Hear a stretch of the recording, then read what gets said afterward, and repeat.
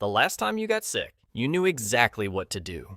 You searched your symptoms, you took something, you called a doctor. Maybe you just spent 3 miserable days on the couch rewatching something you'd already seen. Either way, you had a plan, you understood what was happening. For most of human history, you had none of that. No name for what was wrong, no plan, no medicine cabinet. Just pain, fever, weakness, and your body failing in ways you couldn't explain. And yet, people survived. They raised children, built communities, eventually entire civilizations. So what did they actually do when they got sick? The answer is stranger, more creative, and far more human than you'd expect. For the first 200,000 years of our existence, modern medicine didn't exist. Humans had no idea that invisible microscopic organisms were making them sick. From their perspective, illness appeared almost supernatural. One day you were fine.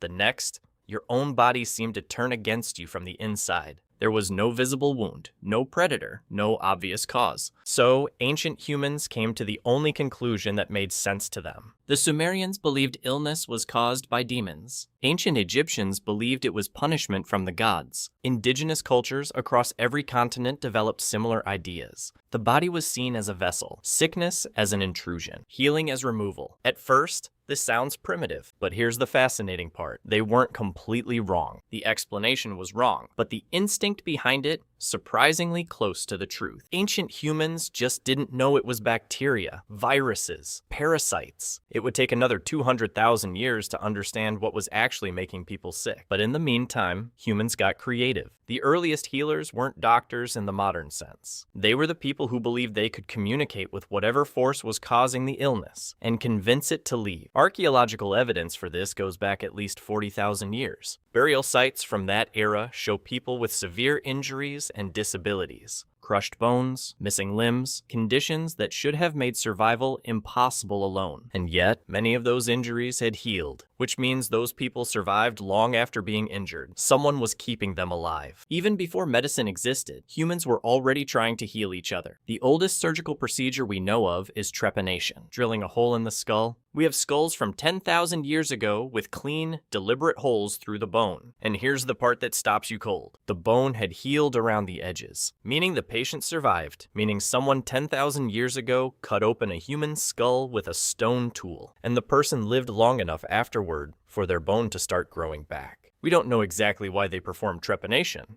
but the patient survived. That's what ancient humans did when they got sick. They improvised on the edge of death.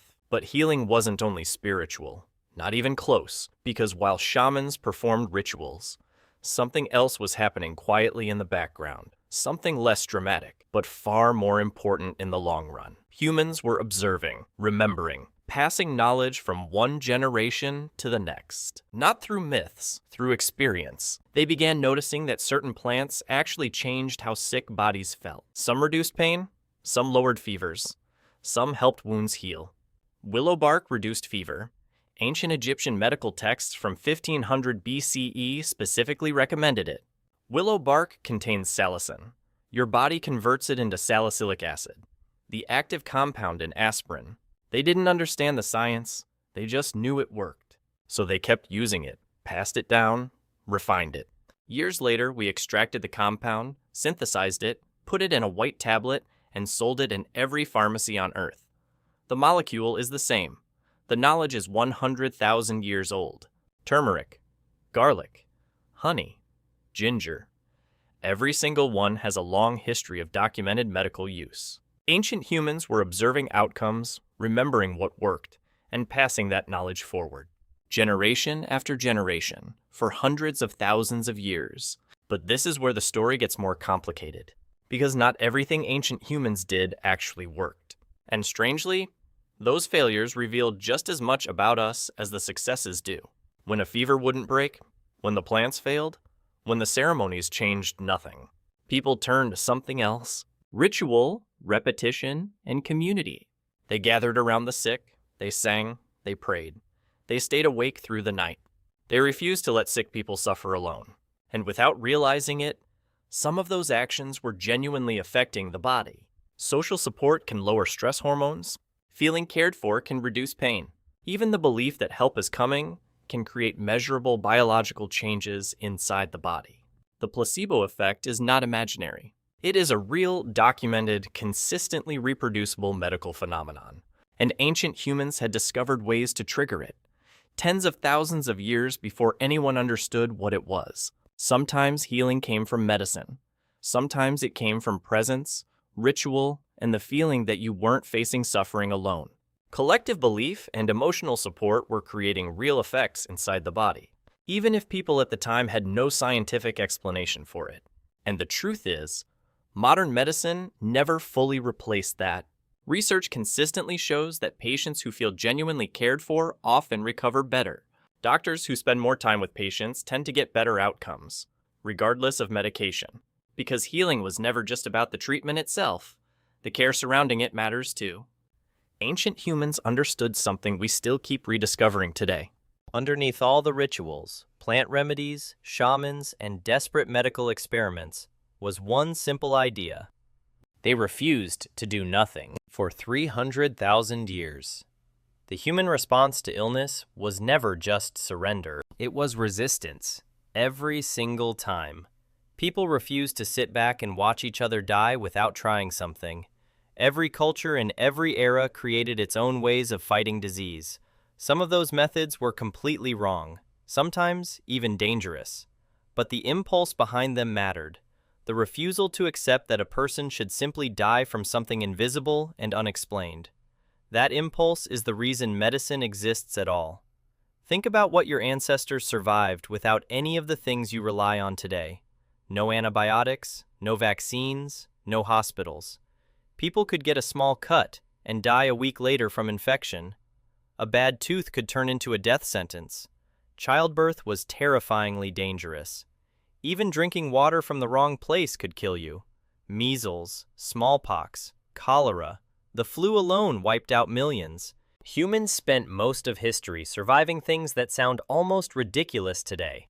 And the only reason many of those diseases no longer terrify us is because generation after generation kept experimenting, learning, and trying to heal each other instead of giving up. And humanity didn't even discover bacteria until the 1670s. When Antony van Leeuwenhoek looked through a microscope and saw microscopic life for the first time. Before that, humans had spent hundreds of thousands of years fighting enemies they literally couldn't see. Invisible enemies, for 200,000 years. And yet they never stopped trying.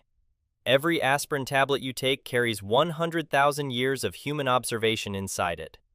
Every time a doctor sits beside a patient, they're continuing something ancient humans started. The tools changed, the understanding changed, but the impulse never did. We refused to let each other suffer alone 300,000 years ago, and right now. So if all of those people hadn't kept trying, would you even be here? Every single human alive today is the descendant of someone who survived, who was cared for, who was kept alive by someone who refused to give up. The next time you take a painkiller, remember it started as a tree. The next time a doctor asks how you're feeling, remember that question is 300,000 years old. And the next time someone stays by your side when you're sick, that's not nothing, that's medicine, the oldest kind there is. Ancient humans didn't have hospitals, but they had each other. And for 300,000 years, that was enough to keep going. We didn't survive because we were the strongest, or the fastest, or the most protected. We survived because we refused to let each other die alone, and we never stopped trying. That impulse, that refusal, is the reason you're here right now.